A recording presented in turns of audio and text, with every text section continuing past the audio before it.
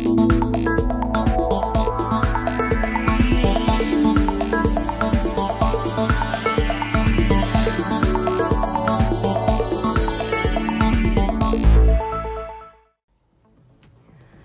দেখছেন Padma news 24.com এর সন্ধ্যা 6:30টার বিশেষ বুলেটিন ফ্ল্যাশ নিউজ। আঞ্চলিক সংবাদ নিয়ে সাথে আছি আমি অনিন্দিতা প্রকা। facebook.com/poddanews24 পেজ ফলো করে আমাদের সাথেই থাকুন। বাংলাদেশের জলবায়ু পরিবর্তনের প্রধানতম ক্ষতিগ্রস্ত এলাকা হচ্ছে খুলনার কয়রা এলাকা। লবণাক্ত পানির মধ্যে কাজ করার কারণে বেশিরভাগ নারী ভুগছে জরায়ুর সমস্যায়, যার ফলে বাচ্চা পেটে আসলেও জন্মের আগেই মৃত্যু ঘটছে। তাই অনেক নারী মা হতে না পেরে ভুগছে চরম হতাশায়। বিস্তারিত দেখুন জান্নাতুল মার প্রতিবেদনে। প্রতিটা সন্তান জন্মের সাথে সাথেই পূর্ণতা পায় একজন মায়ের স্বপ্ন, কিন্তু না, মা হবার স্বপ্ন সন্তান ভূমিষ্ঠ হবার আগেই ভেঙে যাচ্ছে খুলনার কয়রা অঞ্চলের নারীদের। দিনের পর দিন লবণাক্ত পানি ব্যবহারের কারণে জরায়ুতে দেখা দিচ্ছে জটিলতা। মাতৃগর্ভে সন্তান পুষ্ট হবার আগেই ঝরে যাচ্ছে প্রাণ। সন্তান গর্ভে আসার 2 থেকে 3 মাসের মধ্যেই নষ্ট হওয়ায় পৃথিবীতে আনতে পারছেন না বলে জানান ভুক্তভোগী নারীরা। আমার এই জায়গায় অতিরিক্ত লবণের ভাগ বেশি, সেজন্য তো বোনটার বাচ্চা পেটে নষ্ট হয়ে যাচ্ছে। 4 বছরে 3টা বাচ্চা নষ্ট হয়েছে। কি মানে লবণ পানির চাপটা অনেক বেশি। আমি প্রথম বাচ্চাটা খুব সুস্থভাবে ভালোভাবে পৃথিবীতে আনতে পারিছি, পরের বাচ্চাটা ধারণ করার পর গর্ভে রাখতে পারিনি।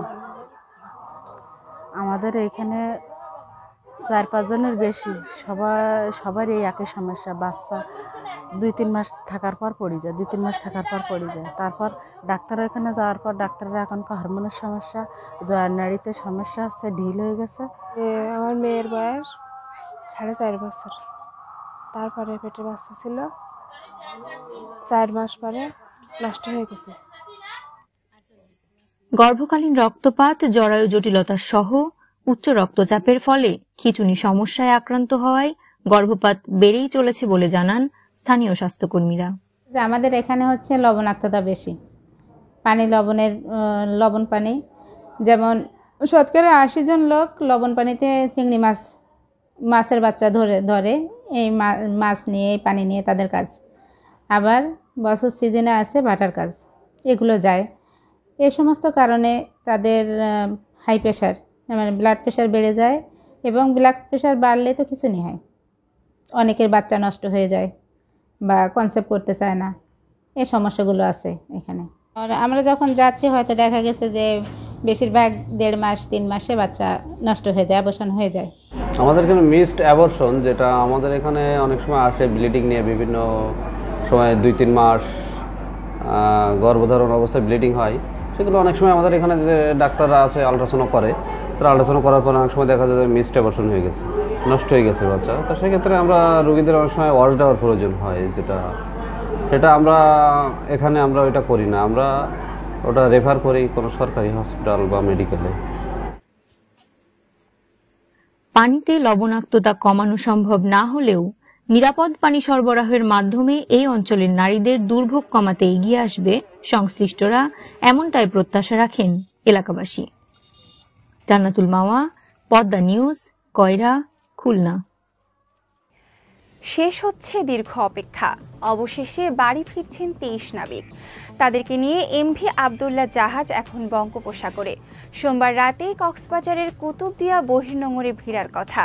মঙ্গলবার বিকেলে বোট বা লাইটার জাহাজে নাবিকদের আনা হবে চট্টগ্রামে। সোমালীয় জলদস্যুদের জিম্মি দশা থেকে মুক্ত নাবিকদের অপেক্ষায় সজররা। গত 12 মার্চ থেকে 23 নাবিক জলদস্যুদের হাতে জিম্মি ছিলেন 32 দিন। ফিরে আসার খবরে আনন্দ ছুঁয়ে গেছে প্রতিটি পরিবারে। জাহাজটির মালিকানাধীন প্রতিষ্ঠান SR শিপিং লিমিটেডের প্রধান নির্বাহী কর্মকর্তা মেহরুল করিম সংবাদ মাধ্যমকে এ তথ্য জানান। জাহাজের চতুর্থ প্রকৌশলী তানভীর আহমেদ সংবাদ মাধ্যমকে জানান, জাহাজটি এখন দেশের উপকূলের কাছাকাছি রয়েছে। নীলফামারীর সৈয়দপুর বিমানবন্দরে 14 ঘণ্টা পর উড়োজাহাজ চলাচল স্বাভাবিক হয়েছে।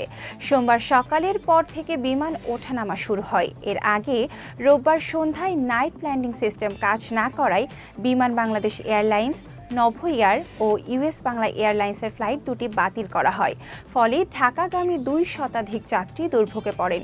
বিমানবন্দর কর্তৃপক্ষ জানান, বিমানবন্দর রানওয়েতে উন্নয়ন কাজ চলছিল। এই অবস্থায় কোথাও বৈদ্যুতিক সংযোগ কাটা পড়ে। এরপর থেকে রানওয়ের বাতিগুলো জ্বলছে না। বিমানবন্দরের ম্যানেজার সুপ্লব কুমার ঘোষ সংবাদ মাধ্যমকে বলেন, দিনের বেলায় বিমান চলাচলে কোনো সমস্যা নেই।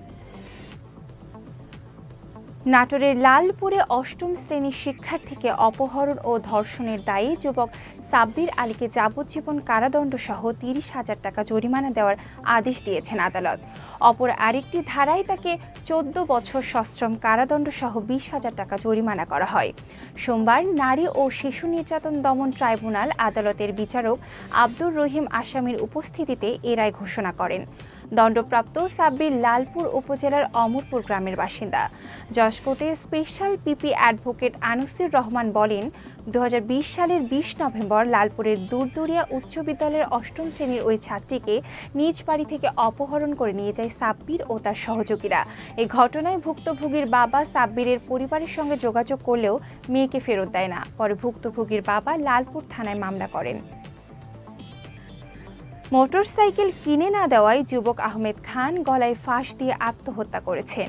রোববার রাতে নড়াইলের গোবিন্দনগর গ্রামে ঘটনাটি ঘটে। কালিয়া পৌরসভার ওয়ার্ড কালিয়া থানার ভারপ্রাপ্ত কর্মকর্তা খন্দকার শামীম উদ্দিন সংবাদ মাধ্যমকে বলেন, আরমান সামাজিক যোগাযোগ মাধ্যম ফেসবুক ও টিকটকে ভিডিও তৈরি করে আপলোড করতেন। অনেকেই তাকে টিকটকার আরমান নামে চিনত। তার একটি মোটরসাইকেল ছিল। নতুন আরেকটি মোটরসাইকেলের জন্য তিনি পরিবারকে চাপ দিচ্ছিলেন। দাবি না মানায় আত্মহত্যা করেন তিনি। এ বিষয়ে থানায় অপমৃত্যুর মামলা হয়েছে। এসএসসি ও সমমানের পরীক্ষায় গাইবান্ধার সুন্দরগঞ্জ উপজেলার ঘগুয়া বালিকা উচ্চ বিদ্যালয়ের সব পরীক্ষার্থী ফেল করেছে। বিদ্যালয়ে 13 জন শিক্ষক আর পরীক্ষায় অংশ নেন 14 শিক্ষার্থী। গত বছর এই বিদ্যালয় থেকে 16 জন পরীক্ষার্থী অংশ নিয়ে 13 জন পাশ করেছিল।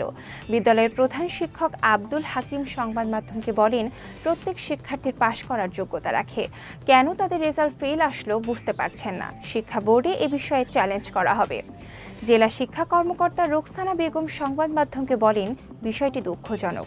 ইতোমধ্যে ওই বিদ্যালয়ের শিক্ষার্থীরা যে যে বিষয় ফেল করেছে সংশ্লিষ্ট শিক্ষকদের কারণ দর্শানোর জন্য প্রধান শিক্ষককে নির্দেশ দেওয়া হয়েছে। গুরুত্বপূর্ণ সব সংবাদ জানতে poddanews24.com এর বিশেষ বুলেটিন ফ্ল্যাশ নিউজ দেখবেন প্রতিদিন সন্ধ্যা 6:30টায়, রাত 8:30 ও রাত 10:30টায়। ফ্ল্যাশ নিউজ দেখতে ফেসবুকে আমাদের ফলো করুন facebook.com/poddanews24 আর ইউটিউবে সাবস্ক্রাইব করুন youtube.com/@poddanews24 চ্যানেলটি।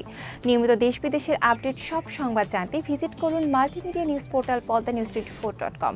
পরবর্তী ফ্ল্যাশ নিউজ দেখার আমন্ত্রণ জানিয়ে বিদায় নিচ্ছি আমি অনিন্দিতা প্রকা। ভালো থাকুন, সুস্থ থাকুন।